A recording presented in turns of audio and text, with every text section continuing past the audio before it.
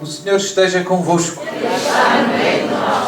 Evangelho de Nosso Senhor Jesus Cristo, segundo São Marcos. Glória a vós, Senhor.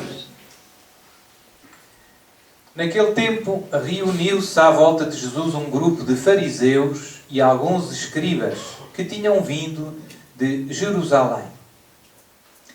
Viram que alguns dos discípulos de Jesus comiam com as mãos impuras, isto é, sem as lavar.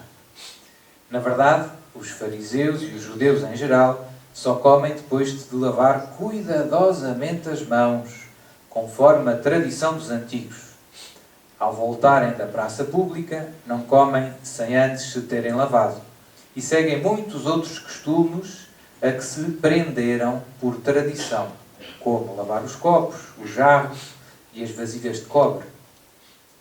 Os fariseus e os escribas perguntaram a Jesus: por que não seguem os teus discípulos a tradição dos antigos e comem sem lavar as mãos? Jesus respondeu-lhes: bem profetizou Isaías a respeito de vós, hipócritas, como está escrito: este povo honra-me com os lábios, mas o seu coração está longe de mim. É vão o culto que me prestam, e as doutrinas que ensinam não passam de preceitos humanos. Vós deixais de lado o mandamento de Deus para vos prenderdes à tradição dos homens. Jesus acrescentou: sabeis muito bem desprezar o mandamento de Deus para observar a vossa tradição. Porque Moisés disse: honra teu pai e tua mãe. E ainda: quem amaldiçoar o seu pai ou a sua mãe deve morrer. Mas vós dizeis que se alguém tiver bens para ajudar os seus pais necessitados, mas declarar esses bens como oferta sagrada, nesse caso fica dispensado de ajudar o pai ou a mãe. Deste modo, anulais a palavra de Deus com a tradição que transmitis, e fazeis muitas coisas deste género. Palavra da salvação. Glória a vós, Senhor.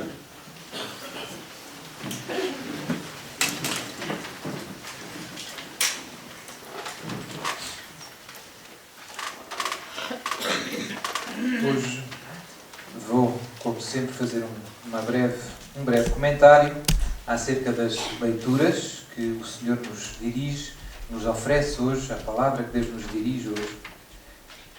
Na primeira leitura, sublinhar só dois aspectos. Né? Vemos o quê? Vemos Salomão, né? Depois de transferirem a arca, digamos assim, no processo da inauguração solene do templo.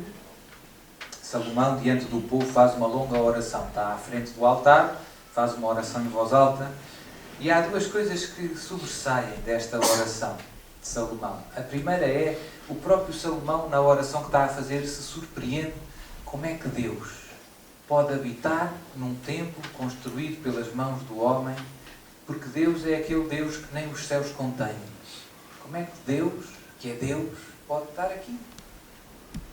Deus está acima de tudo e está... E é Deus, e é infinito. E portanto Salomão maravilha-se com este facto. Não é? E porque é que, e alguém podia dizer: mas Salomão, mas como é que sabes que Deus está aqui? Porque Deus disse, aqui estará o meu nome. Para os judeus a palavra nome indica a própria pessoa, não é só o nome da pessoa, é nome. Por isso Jesus diz que quando em meu nome expulsarei os demónios, ou seja, na minha pessoa. E quando nós começamos a missa em nome do Pai e do Filho, não é só o nome de Deus, é a pessoa de Deus. Por isso é que nós, segundo o mandamento, o nome de Deus é santo. Não invocar em vão o nome de Deus. Não é o nome, só o nome, a palavra, é a pessoa. Não chamar Deus, não tratar Deus sem reverência, esquecendo que Ele é santo. Então Deus tinha dito: eu habitarei, o meu nome estará neste lugar. E Salomão maravilha-se com isto. Ei, Como é que isto pode ser? O Deus que os céus não contêm prometeu estar aqui, morar nesta casa. E que graça, que graça, que graça! Não é? Nós podemos transpor isto para as nossas igrejas e para onde há um sacrário. Que graça que é ter ali Deus! O Deus que os céus não contêm, que criou o céu e a terra, quer estar aqui presente de uma maneira misteriosa, mas ao mesmo tempo real, única. Não é? Que bom, que graça que é. Que graça que é. Cada sacrário, que graça que é. Então maravilhar-nos também nós. Nós já nos habituámos a tudo isto e há sempre o risco de tratarmos as coisas mais impressionantes, mais espetaculares com... está bem. É bom maravilhar-nos. É bom pararmos um bocadinho, mas o que é isto? Deus está aqui. Deus mora. Aqui na casa de São José temos Jesus no sacrário. Não é? Que graça que é. Que graça. E nas nossas igrejas também temos. Portanto, nunca dar isto por adquirido, não é? Maravilhar-nos continuamente. Quando entramos numa igreja e vamos, Senhor, que bom que estás aqui. Que bom que quiseste a Eucaristia, que quiseste permanecer connosco desta maneira maravilhosa. Que graça. Que bom a fé que me deste. Não é? E a segunda ideia que Salomão, e isto no fundo é a súplica que Salomão faz a Deus, é que aquele lugar seja um lugar de oração. E que Deus, que está ali presente, escute a sua oração de Salomão e do povo todo. E perdoe os seus pecados. É muito bonito. Diz, eu vou reler. Estai atento, Senhor meu Deus, à prece e à oração do vosso servo. E escutai o apelo e a súplica que hoje vos dirijo. Os vossos olhos estejam abertos dia e noite sobre esta casa, sobre este lugar, no qual dissestes, aí está o meu nome. Escutai a oração que neste lugar vos dirigir o vosso servo. Atendei a súplica do vosso servo e de Israel, vosso povo, quando eles rezarem neste lugar. Escutai da vossa morada no céu, escutai e concedei o perdão. Então é muito bonito porque às vezes nós pensamos que o templo de Jerusalém era sobretudo o lugar onde se ofereciam sacrifícios. Não é? E é verdade, ofereciam sacrifícios. Mas ainda antes disso, o templo é um lugar de oração. É verdade que os judeus iam lá para oferecer sacrifícios, etc. E havia muitos tipos de sacrifícios, tudo isso é verdade. Mas, em primeiro lugar, é um lugar onde eu posso ir falar com Deus. Falar com Deus e receber o perdão de Deus. Pronto, e isto também é verdade para as nossas igrejas e para as nossas capelas. São lugar de oração, de encontro com Deus, de um encontro diferente, de um encontro especial. Quando eu entro na capela, é diferente. Aquele lugar é diferente.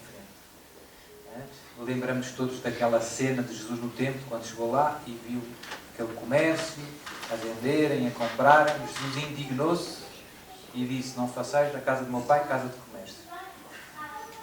A casa do meu pai é casa de oração. Então que nós não esqueçamos isto. As nossas igrejas são lugar de oração, de encontro com Deus. De encontro íntimo com Deus. É verdade que podemos rezar em todo lado. No quarto, em todo lado. Na rua, no carro. Sim, é. Mas quando eu entro na capela, quando eu entro na igreja, sobretudo à frente do sacrário, é um encontro diferente. É uma graça especial. É um tu a tu com Jesus com muita intimidade. Portanto, aproveitemos. Aproveitemos. Às vezes, antigamente, as pessoas costumavam fazer a visita ao Santíssimo, às vezes ao longo do dia. Agora é verdade que na vida, nas cidades, sobretudo, isto tornou-se mais difícil, porque as pessoas têm que ir de carro para todo lado. Não é tão simples uma pessoa parar. Mas nós aqui, Lamego e aqui à volta, nestes lugares mais calminhos, ainda temos muitas igrejas por onde passamos, às vezes a pé, muitas vezes, e têm lá o Santíssimo, e estão abertas, e podemos entrar e dizer, olá Jesus. Não é preciso muito para fazer Jesus sorrir. É pensar nele, entrar, fazer uma genuflexão. Jesus, fui cortar o cabelo e agora vou às finanças. é simples, rezar é isto, é abrir o coração, não é? Então que ganhemos este hábito. No Evangelho, Jesus tem um diálogo assim mais aceso com alguns fariseus e escribas. Os escribas eram, digamos assim, os teólogos, os professores doutores da altura, os teólogos. E os fariseus eram os que viviam, digamos assim, a lei de Moisés com mais radicalidade. Não é? Eram mais fervorosos, podemos dizer. O que é que acontecia? Jesus e os discípulos estavam a comer e eles repararam que os discípulos de Jesus não lavaram as mãos antes de comer. E foram ter com Jesus e... Jesus, como é que é? Então vocês não fazem o que os antigos nos ensinaram e nos transmitiram? E depois Jesus aproveita e dá-lhes assim um raspanete. Não é? Bem profetizou de vós Isaías, não é? Este povo honra-me com os lábios, mas o seu coração está longe de mim. Ou seja, vocês estão preocupados com coisas pouco importantes e as mais importantes não querem saber. Não é? É só teatro, dito isto de uma maneira assim mais simples. Isto é só teatro. Não é? Jesus não disse que lavar as mãos seja mau, não é? Mas disse que são tradições, são preceitos humanos. O que é que acontecia?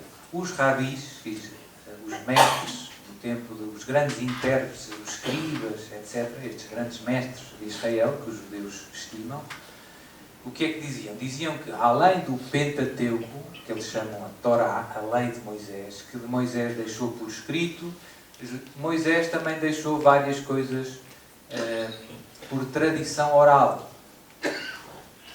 Coisas que não ficaram escritas na lei de Moisés, mas que, segundo alguns rabinos, Moisés também ensinou. Lavar as mãos e Portanto, alguns rabinos convenciam muita gente piedosa que deviam também fazer, e estas lavagens das mãos não eram só lavar as mãos higiene, eram ritos com orações, portanto, tinham uma conotação religiosa, não era só uma questão higiênica, era uma questão religiosa. Portanto, os fariseus e os escribas olhavam, estes discípulos de Jesus não são muito religiosos, porque não estão a fazer aqueles ritos que um judeu piedoso faz antes das refeições. Ritos que nos foram transmitidos por Moisés, por via oral. Achavam eles. Jesus diz, não, isso é aldrabice, são interpretações erradas. Moisés não ensinou isso. E depois é interessante que Jesus cita Moisés. Vocês fazem isso a achar que Moisés mandou fazer isso. São preceitos humanos. Não foi Deus que mandou fazer isso. E depois, o que Moisés mandou, em nome de Deus, isso vocês não fazem. É o que Jesus lhes disse. E cita o 4º mandamento, honrar pai e mãe. E vocês arranjam umas desculpas para não viver o 4º mandamento. Ou seja, se os teus pais estão aflitos e precisam da tua ajuda, e tu tens bens, podes ajudar os teus pais, estão a passar fome, com um problema qualquer, se tu disseres que os meus bens são oferta sagrada, são korban em hebraico, então já não estás obrigado a ajudar os pais. E diz Jesus, e deste modo anulais a palavra de Deus. Nós somos muito espertos em justificar os nossos pecadinhos. E a gente pensa, isto já não faz. Não, a gente faz isto de muita maneira. Arranjamos desculpas para não pôr. Agora, as mais que ouvimos mais nestes últimos tempos é a história do divórcio. Não é? Deus diz que Jesus ensina que a mulher deixar o marido, casar com outro, comete adultério. O marido que casar... Mas nós achamos que, seu padre, mas neste caso teve que ser. Não é? Anulais a palavra de Deus. Jesus podia nos repreender exatamente com as mesmas palavras. Anulais e transmitis tradições humanas. Não tem valor esses raciocínios. Não é essa a palavra de Deus. É a palavra das telenovelas. Tenho direito a ser feliz, a refazer a minha vida. Eu não vivo com ele, é só meu namorado. Se és uma mulher casada, não és uma mulher disponível. Uma mulher casada não pode ter um namorado. Ou pode. Não é? Pois não vê. E assim anulamos a palavra de Deus com imensa justificação. É que o meu marido fugiu, Sr. Padre. Fugiu, deixou-me sem dinheiro. Pronto, ele fez mal. Ele portou-se mal. Ele vai responder pelos pecados dele. Isso não te dá direito a tudo, não é? Roubar uma bicicleta. Então vou roubar eu outra. Essa é uma lógica que não é muito cristã. Não é? Mas as pessoas hoje caem nisto. Não é? Então, mas eu não tive culpa, ele fugiu, não sei o quê, e agora estou sozinha e tenho aqui um namorado. O vizinho do andar de cima também está sozinho, a mulher fugiu. Não é? Anulais a palavra de Deus. É uma chatice.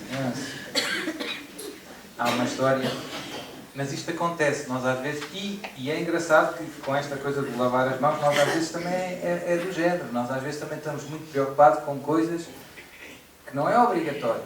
Não é? Então, uns que, por exemplo, coisas que eu apanho, né? Imensos jovens que já vivem juntos. Então, e não se casam, só pá, não tenho dinheiro para o vestido. É verdade, a gente disse, mas isto é verdade, é triste. E Jesus nunca disse, é obrigatório vestido de noiva. Não disse, não é obrigatório vestido. Nem flores, não é obrigatório. É preciso querer casar, não é? E ser solteiro, ou viúvo. E assim, com estes pretextos, não é? Achamos que é mais importante o vestido, ou o jantar, não tenho dinheiro para a festa, então não caso, então vivo junto, vivo em pecado. São tantas, há uma história verdadeira, eu já contei algumas vezes, mas faz-nos rir, mas é exatamente isto, é igual ao que vemos no Evangelho. Uma vez um padre foi assaltado, não é? Estava muito bem, e veio alguém por trás, ele estava virado à frente, e veio alguém por trás, e com uma pistola, e assaltou o padre, mãos ao alto, quer o seu dinheiro, e o padre virou-se, assustado, não é? E o ladrão viu que ele era padre porque ele tinha a camisa com a patilha, digamos assim. É bom, dá jeito, não é? Em muitas situações. E o assaltante era um assaltante mau, mas não era mau de todo. E disse, Sr. Padre, desculpe lá e tal.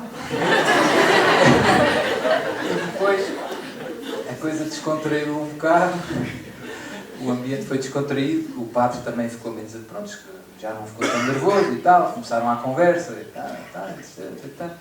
E o padre, às tantas, virou-se para ele, lá para o assaltante, e disse: olha,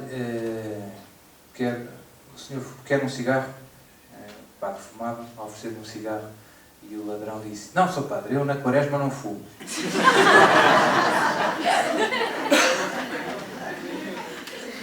Então, e às vezes a nossa vida é isto, quer dizer, assaltar é uma profissão, mas na quaresma não fumamos. É exatamente o que aconteceu aqui com Jesus. Estamos preocupados, não é? Por exemplo, se eu estivesse ali quarta-feira de cinzas a comer um chocolate à porta, toda a gente, Seu Padre, hoje é quarta-feira de cinzas. Mas onde é que está escrito que é proibido comer chocolate? Na quarta-feira de cinzas, não conheço, não está escrito em lado nenhum. Mas toda a gente, sim, mas toda a gente. Eu tenho que fazer jejum e abstinência, isso tenho. Mas posso comer 3 quadradinhos de chocolate na quarta-feira de cinzas. Percebes que nós às vezes indignamos com coisas que não há um motivo objetivo. Como se, por exemplo, imagine uma noiva que não tem flores na mão. Foi um escândalo. A noiva entrou por ali adentro e não tinha flores. Não tinha buquê. E então? Não é? Às vezes fazemos uma tempestade num copo d'água. Se não houver flores, não é isso. Não é? E pelo contrário, fechamos muito os olhos nas coisas que não nos dão de jeito. Não é? E por 3 tostões deixamos de lado a palavra de Deus, os mandamentos, sobretudo. Não é? Com a missa do domingo isto também acontece muito. Seu Padre, faltei à missa porque não pude. Então, o que é que aconteceu? Olha, o meu filho veio do Porto e fiquei a fazer o almoço e pronto, e não fui à missa. E por 3 tostões, olha, o seu filho veio do Porto, que bom, não é? Mas devia ter ido à missa e devia ter levado o seu filho. E se ele não quer ir à missa, não devia almoçar.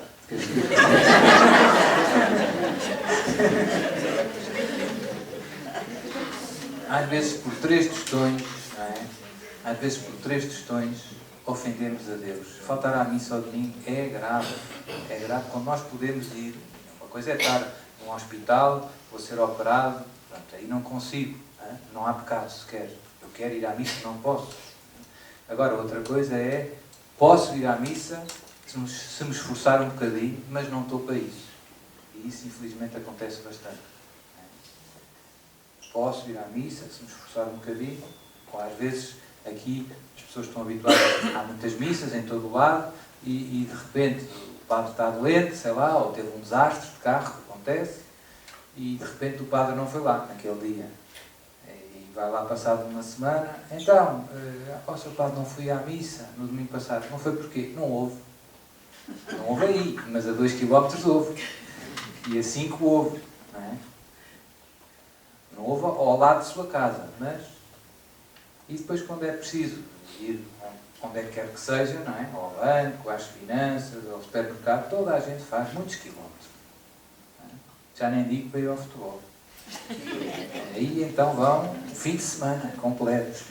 Vão de carrinha, que é para poderem ver os retiros. Não é? Quer dizer, é tudo uma questão de amor. Nós somos capazes de nos sacrificar por aquilo que amamos. Quando nós amamos muito uma coisa, estamos dispostos a sofrer e a sacrificar-nos para alcançar aquilo que desejamos. Se amamos pouco, estamos dispostos a fazer pouco. Por exemplo, eu sou de Sporting, mas não amo muito o Sporting, por isso só fui a um jogo na minha vida. Um amor pequenino, o Sporting. Sporting perder, não muda nada. Não é? Porque não amo muito o Sporting. Se eu amasse muito o Sporting, sabia quantos pontos é que tem no campeonato. Não sei. Se amasse muito, muito, muito, sabia o nome do guarda-redes. Não sei. É tudo uma questão de amor.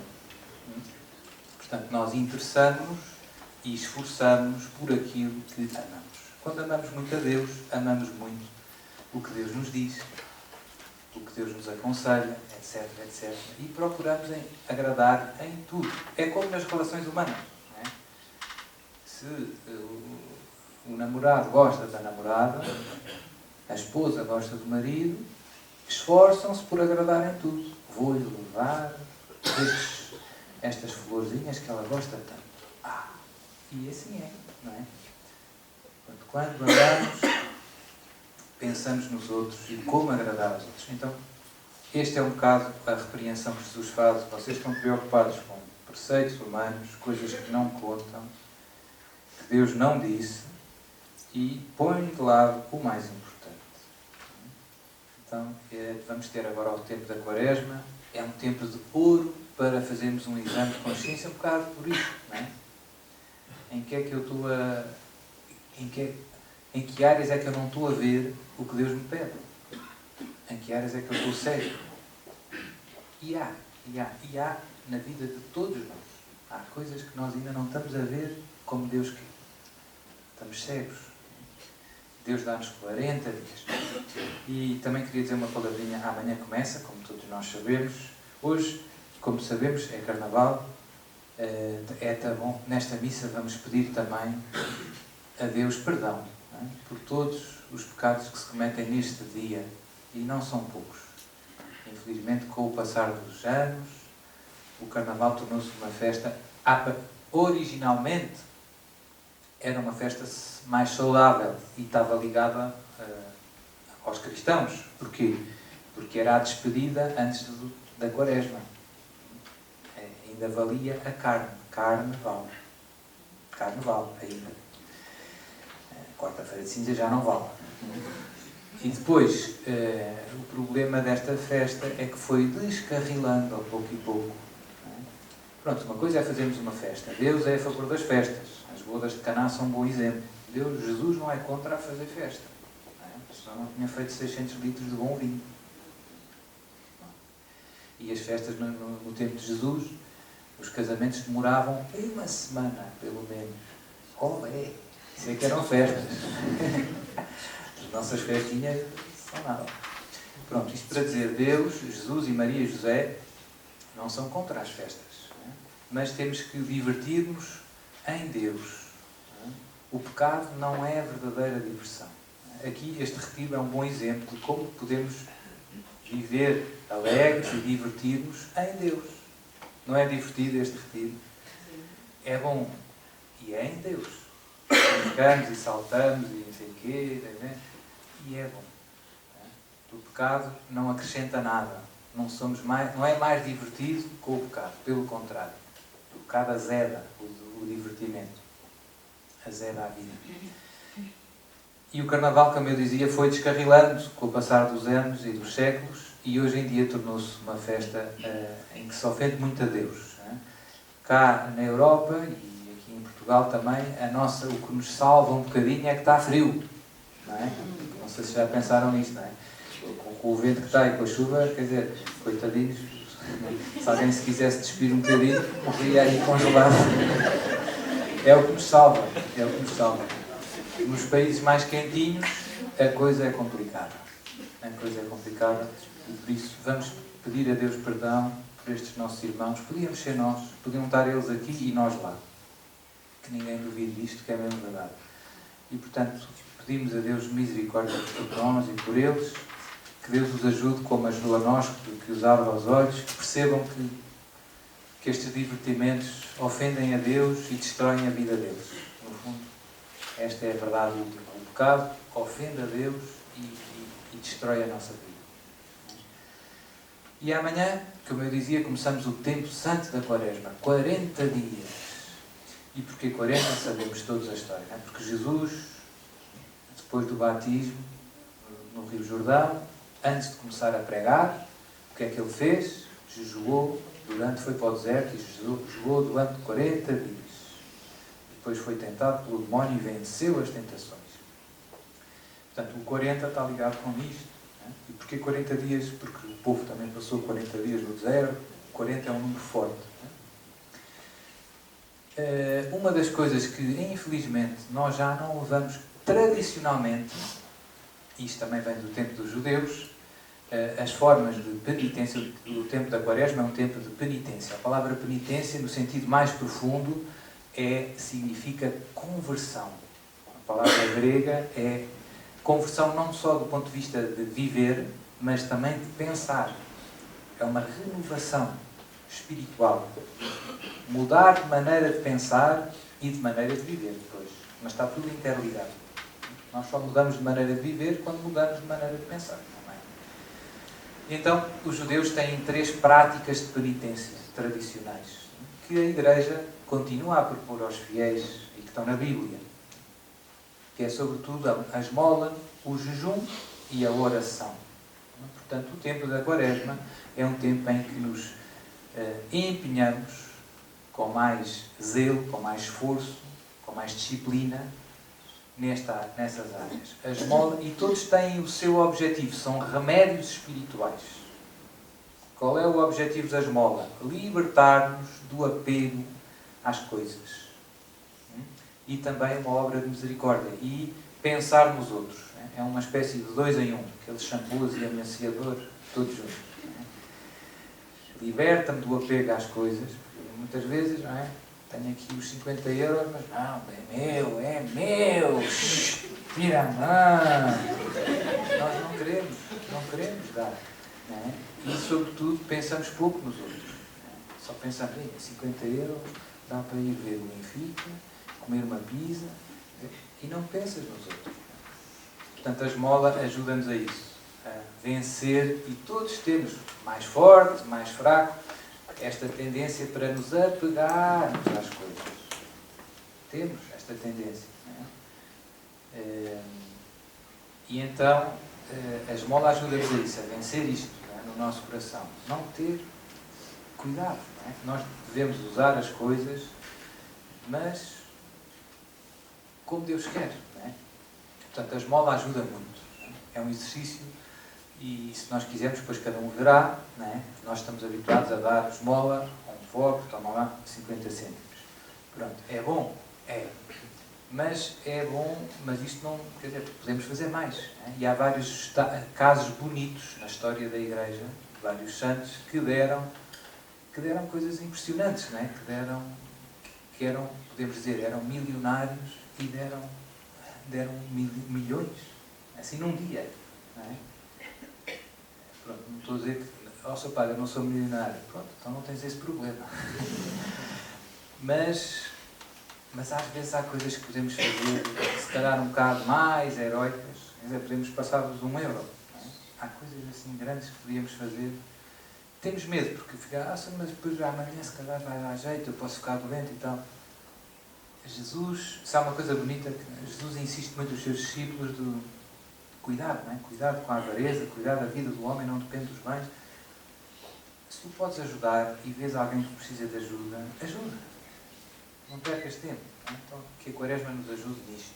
Portanto, a esmola é a maneira clássica de fazer isto. Segunda coisa, uma vez, por exemplo, uma história de um santo, acho que foi, não sei bem já os pormenores, não é? Com São José Maria Escrivá, uma vez, os santos têm bom humor. Ele estava a precisar de ajuda para construir alguma coisa, já não me lembro exatamente o que era, e graças a Deus apareceu uma senhora generosa que tinha alguns bens que deu, se não me engano, foi uma joia muito preciosa. Há joias que valem muito mesmo, não é? Claro, uma coisa qualquer que valia um exagero, dava para fazer, sei lá o quê, um prédio, uma coisa assim. E então ela deu, e depois o São José Maria deu-lhe a bênção, deu-lhe uma bênção de Jesus. E no fim disse, olha, está a ver, ficou a ganhar. Ainda ficou a ganhar. E é importante, a gente às vezes não vê isto assim. Deus abençoe, por mais que a gente dê a Deus não se deixa ultrapassar em generosidade. Deus não se deixa ultrapassar em generosidade. Segunda coisa é esmola, a oração. A oração é um dos meios pelos quais a gente muda de maneira de pensar e de viver, ou seja, de penitência, de conversão, de mudança de vida. Sobretudo, a oração ajuda-nos a crescer na nossa relação com Deus. E, como qualquer relação, quanto mais alimentamos, mais vida ganha. É como as plantas aqui do meu quintal. Quintal da São José, não é? Se a árvore tem pouca água, aquilo dá umas maçãs pequeninas. Se a gente começar a regar, e a adubar, e a dar assim uns miminhos, saem umas maçãs lindas, perfumadas. É isso que acontece. Quando nós começamos a investir na oração, a nossa relação com Deus ganha um perfume, cresce. Portanto, o tempo da Quaresma é um tempo de oração. A oração ajuda-nos a crescer na nossa relação com Deus. E o jejum? O jejum é um meio, não é? Uma obra de penitência que nos ajuda muito no nosso autodomínio, podríamos dizer assim. Os ingleses dizem self-control. E que todos precisamos, porque o nosso corpo tem as suas exigências. E às vezes, e o jejum obriga-nos a controlar os nossos apetites. Apetece-me esta tabletezinha. Não. Vá lá, só um bocadinho. Não. O jejum é um esforço em que o espírito diz ao corpo: quem manda sou eu, não és tu. Apetece-te, pior para ti. Só comes quando eu disser. Portanto, é esta. E, infelizmente, na nossa cultura ocidental, nós temos um problema grande na questão do autodomínio. Em várias áreas. Não é só no comer. Não é? Se repararem, hoje em dia as pessoas estão todas com colesterol, diabetes, rosadinhos, assim... Porquê? Não é? Pois. Ninguém fecha a boca. Eu também estou. Então, é um problema. A nossa cultura toda faz o que te apetece. A lei da nossa cultura é faz o que te apetece e depois vais ao médico. Pronto. Se houvesse... E, portanto, há um problema de autodomínio. E isto estende-se depois a muitas áreas. Não é só a área do comer. Depois, no fundo, as pessoas são descontroladas em tudo. Na maneira de viver. Isto depois afeta várias áreas da vida. As pessoas depois não são descontroladas. Pronto, em tudo. Nas horas de dormir, não sei o que mais, no estudo, no casamento, na sexualidade. é uma salada de frutas que não tem fim. Porquê? Porque falta autodomínio. Quem manda em mim não sou eu, é o meu corpo. O corpo diz, dá-me isto, e eu não consigo dizer que não. Pronto. Então o jejum ajuda-nos nisto. Infelizmente já ninguém leva muito a sério o jejum. Nossa Senhora aparece em vários lugares e pede muito o jejum. É uma das coisas que Nossa Senhora insiste muito. Jejum, jejum, meus filhos, jejum. Porque se percebe muito bem que, para o mundo em que vivemos, para os problemas que temos nas nossas vidas, isto é um dos grandes remédios. Se nós nos controlarmos mais, não dizemos tantas coisas que saem pela nossa boca, deviam ficar caladas e por aí afora. O autodomínio ajuda-nos a não pecar, no fundo. E Nossa Senhora insiste muito, e isto é engraçado, que é uma coisa que os cristãos do Oriente, as igrejas ortodoxas, e não só, também há católicos no Oriente, de outros ritos, agora não. Eles, quando olham para nós, para os do rito romano, os ocidentais, eles dizem, vocês abandonaram o jejum, já não vivem o jejum. Eles levam mais a sério. E de facto é verdade, nós temos só 2 dias por ano de jejum. Quarta-feira de cinzas e sexta-feira santa. O resto é sempre em festa, mais ou menos. Não é? A quaresma, em teoria, seria, à imagem de Jesus, 40 dias de jejum. Isso, pá, não diga isso. Agora é que o Senhor me tramou. Isto estava a correr tão bem. Isto ia tão bem. E agora? Ora bolas. Pronto. Agora, é importante, e agora vou dar umas dicas práticas também, porque depois às vezes há pessoas que saem daqui a 200 e dizem, pá, vamos a isto, ser santo, vou jejuar, e sai daqui e não come mais nada, e depois de repente telefonam-se, pá, que ele está-se a sentir mal. Pronto, então é preciso, e aqui vou dar alguns conselhos práticos para... porque é preciso, no fundo, equilíbrio e bom senso em tudo, nas coisas espirituais também. Deus deu-nos a razão. É preciso prudência, equilíbrio. Perceber, no fundo, qual é a lógica, qual é o objetivo do jejum. O jejum é um exercício, é uma mortificação. A palavra mortificação é fazer morrer. Mortificar. Fazer morrer, no fundo, contrariar os nossos apetites. Esta é que é a lógica. Não é? A minha vontade contraria os meus apetites, os meus instintos. O corpo pede um bifinho com batatas fritas e eu digo não. Agora, há muitas maneiras de pôr isto em prática e aqui é que pode entrar algum bom senso e alguma criatividade. Cada um depois pode adaptar um bocadinho à sua situação.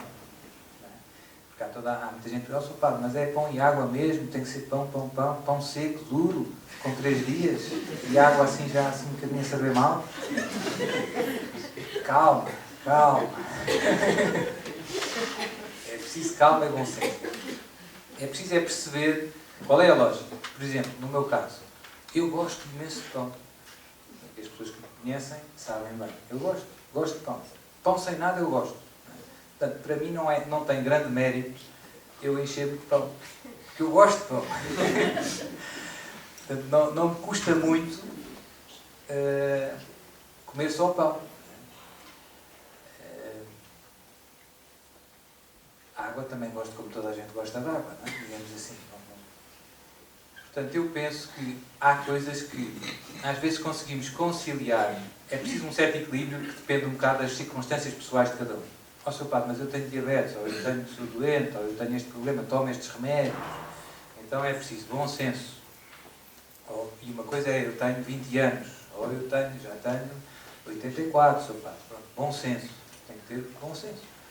E ver um bocado o que é que eu preciso, sobretudo no caso de estar doente, do médico me dar alguma medicação, e conciliar isto de acordo com esta lógica do contrariar. Sr. Padre, eu gosto imenso de bananas. Pronto, então na quaresma eu não gosto de tangerinas. Não posso com tangerinas. Então, tangerinas. E aí está um bom exercício de contrariar o nosso apetite. Sr. Padre, não diga isso. Diga. E então, aí temos maneiras criativas de faz bem ao corpo e à alma. Aquela tangerina faz bem ao corpo e à alma. Faz bem ao corpo, tem vitaminas, e etc. E tu precisas de vitaminas também. E faz bem à alma porque não te apetece nada, mas é bom que a vontade fortaleça o seu domínio sobre os nossos instintos. E isto é uma ginástica espiritual. Comer a tangerina que não apetece nada é uma ginástica espiritual. Pronto, então dei alguns exemplos. Portanto, isto pode-se viver de muitas maneiras. Com bom senso. Há algumas coisas até nos fazem muito bem. Como eu dizia, a maior parte das pessoas, em geral, as tais 2000 calorias que os médicos dizem, em geral, há países que, em média, as pessoas comem mais de 4000 calorias por dia. Ou seja, mais do dobro o que uma pessoa come dava para duas viverem bem. Em muitos países. Dava para duas viverem, do ponto de vista médico, perfeito. Portanto, nós, há países em que comemos o dobro do que precisamos. Portanto, só isso, só fazer menos, já nos vai dar, vai ser difícil, vai fazer bem ao corpo e à alma. Depois depende de cada caso, não é? Eu estou a dizer em geral, depois cada um terá que ver. Enfim, obviamente que tudo isto deve-nos levar à nossa conversão que o objetivo de toda a Quaresma e de toda a vida cristã é crescer no amor a Deus e ao próximo. E por isso, cuidado. Porquê? Sr. Padre, eu estou a fazer jejum a pão e água, ando descalço e não tomo banho, só que depois saio de casa, grito com toda a gente, bati nos meus filhos, quer dizer, tanta coisa, e depois o amor ao próximo está cada vez pior. Não é? Portanto, cuidado, porque às vezes há estes... A coisa não joga, né? Tantos exercícios para eu crescer. Em teoria, o jejum, a oração, a esmola, ajudam-me a crescer no amor a Deus e ao próximo. Portanto, se não estão a ajudar, eu não estou a conseguir o objetivo final, que é marcar estes golos. É como se eu estivesse a correr muito bem em campo, mas a marcar golos na própria baliza. Estás a correr bem, mas não percebeste que a baliza é a outra. Não é? Portanto, é preciso sempre ir verificando. O jejum, a oração, estão-me a ajudar a crescer no amor a Deus e no amor aos meus irmãos? Sim, glória a Deus. Portanto, essa é a lógica. Não é? Normalmente, 80%, 90% dos casos, a coisa funciona. Mas às vezes há umas coisas estranhas que podem acontecer e eu vejo. Não é? Casos, são exceções. Não é? A pessoa começou a jejuar e a partir daí nunca mais houve paz em casa. É só gritos e socos. Olha, pare com o jejum. E trate bem o seu marido. Pronto. Esse é o jejum. Percebe-se? Pronto. Tem que ser. Olha, o seu jejum é tratar bem o seu marido. Dê uns miminhos e tal. Então, porque o objetivo é esse. Não é? É amar a Deus e amar o próximo. Portanto, é bom. Espero que é bom ser concreto, porque senão às vezes não é? Ficamos nas conversas e palavras bonitas e depois na prática isto encalha. Então que Deus nos ajude a todos, a mim e a cada um de nós, depois da graça que foi este retiro, a começar a viver bem, santamente este tempo de Quaresma. E que verdadeiramente o que Deus mais quer e o que eu mais peço para cada um de nós é que cheguemos à Páscoa diferentes na maneira de viver, de pensar, sobretudo pelo amor, cada vez mais apaixonados por Deus, e cada vez mais a amar os nossos irmãos. Às vezes nós vemos isto muito uma chave sentimental, de que amar é muitos coraçõezinhos cor-de-rosa. Amar é dar-se, é dar a vida, sacrificar-se por. E isto é compatível com um ar assim, às vezes um bocadinho mais sério. Dar, quer dizer, eu posso, não é, ter um furo ali a caminho de Viseu e depois telefonar um amigo meu que é muito simpático, sempre que eu o vejo e tal, não é? E ele diz, não dá jeito. Não.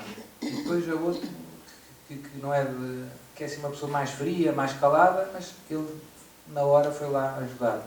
Portanto, o amor não é só uma questão não é? De risinhos e abraços. É sacrificar-se por, é dar a vida. Não é? Foi o que Jesus fez por nós na cruz. Portanto, amar é isso. Portanto, e é aí que a gente quer chegar. É esse amor. Não é? É esse amor. Obviamente que quem ama muito também é muito querido. Não é? Não anda a rejonar com os outros. Não é? Um marido que está a sacrificar-se pela sua família, que acorda cedo, que vai trabalhar, que lhe custa. Isso é amor. Isso é amor.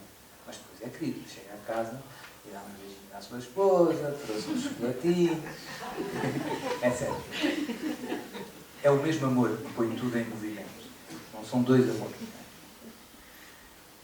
Pronto, então, que o Senhor nos ajude a sair verdadeiramente renovados desta quaresma. Este retiro foi uma graça muito grande, foi um grande, podemos dizer assim, um grande pontapé de saída, e que estes dias intensos que vamos viver da quaresma nos renovem verdadeiramente. E pronto, já chega, só para... Está certo.